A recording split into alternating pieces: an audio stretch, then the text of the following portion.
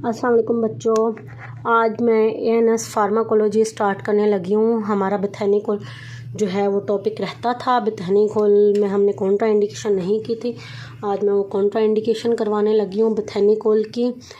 तो जो बेथैनिकोल की कॉन्ट्रा इंडिकेशन ये है कि हम उसे पेप्टिक अल्सर में नहीं देंगे। पेप्टिक अल्सर में मिकोज़ा जो है वो पहले ही ख़राब हो जाती है। अगर हमने बेथैनिकोल दिया तो वो और ख़राब हो जाएगी, क्योंकि कॉन्ट्रैक्शन की वजह से और पेशेंट को ज़्यादा सफ़र करना पड़ेगा। और सीओपीडी में भी हम नहीं देते। सीओपीडी में इसलिए नहीं देते क्योंकि वहाँ पहले ही ब्रोंको कॉन्स्ट्रिक्शन हुई होती है, और ये भी कॉन्स्ट्रिक्शन ही करवाता है, मीन्स कॉन्ट्रैक्शन कॉन्स्ट्रिक्शन ही करवाता है। तो इसलिए हम इसे नहीं देंगे। और इस्कीमिक हार्ट डिजीज़ में भी नहीं देंगे, क्योंकि उसे पहले ही इस्कीमिया हो गया है, और जो उसकी आर्टरीज़ जो हैं वो जो है आर्टरी जो है उसकी वो पहले ही कॉन्स्ट्रिक्टेड हैं, इसलिए हम इस्कीमिक हार्ट डिजीज़ में भी नहीं देंगे। हाइपरथायराइडिज्म के भी पेशेंट को हम इसे नहीं देंगे, ये याद रखिएगा, क्योंकि कॉन्ट्रैक्शन करवा रहा है ना, सेम वही मैकेनिज्म है। कॉन्ट्रैक्शन करवाएगा तो मीन्स ज़्यादा उसका जो है फंक्शन बढ़ जाएगा। लेकिन हाइपरथायराइडिज्म में मैंने पहले ही आप लोगों को शॉर्ट वीडियो में डायग्नोसिस बताई है कि जो हाइपरथायराइडिज्म होती है इसमें क्या होता है, डायरिया होता है। तो अगर उसने ज़्यादा कॉन्ट्रैक्शन करवाई, बंदे को ज़्यादा डायरिया होगा और उसकी जो हालत है वो और बिगड़ सकती है। और 1 2 3 4 हो गए। और उसके बाद जो है हम इसे पार्किंसन डिज़ीज़ में भी नहीं देंगे।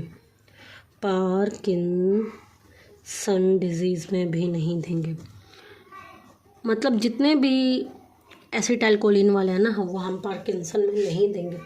क्यों नहीं देंगे? अब देखें आप लोग, पार्किंसन होता क्या है।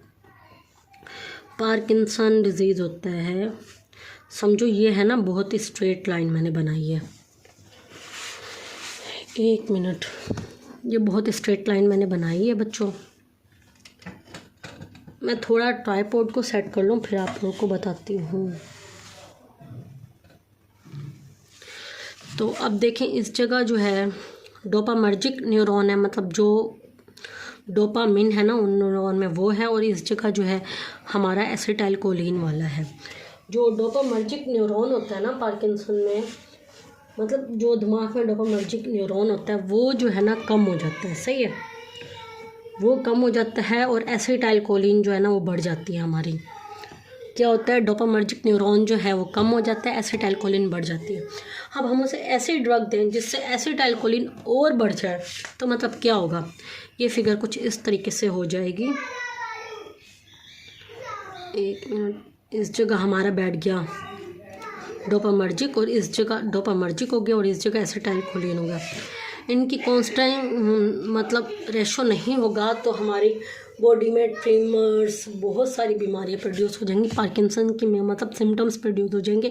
इसलिए हम पार्किंसन में भी बेथैनिकोल को कॉन्ट्रा इंडिकेटेड करते हैं, क्योंकि एसिटाइलकोलिन, बेथैनिकोल जो है वो एसिटाइलकोलिन का एगोनिस्ट है, तो वो इसकी एक्टिविटी को बढ़ाएगा। तो वो तो पहले ही बढ़ा हुआ है, डोपामर्जिक फिर कम है, तो हम इसलिए पार्किंसन में नहीं देते। पार्किंसन में हमेशा वही ड्रग देंगे, मैं आप लोगों को न्यूरोफार्मा में बताऊंगी, जो डोपामर्जिक और एसिटाइलकोलिन को बिल्कुल सेम रखें।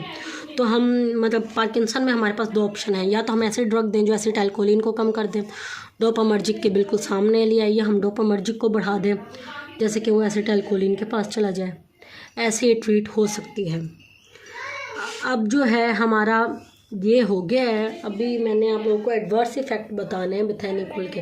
बेथैनिकोल में जैसे एसिटाइलकोलिन आप लोगों को पता है सैलिवेशन करवाता है, लैक्रिमेशन करवाता है, स्वीटिंग करवाता है, डायरिया, ब्रोंकोस्पाज्म, रनी नोज, ये सारे जो है ना मतलब बेथैनिकोल के हैं। ये बेथैनिकोल के भी हैं, और जितने भी एसिटाइलकोलिन के एगोनिस्ट हैं उनका यही साइड इफ़ेक्ट है।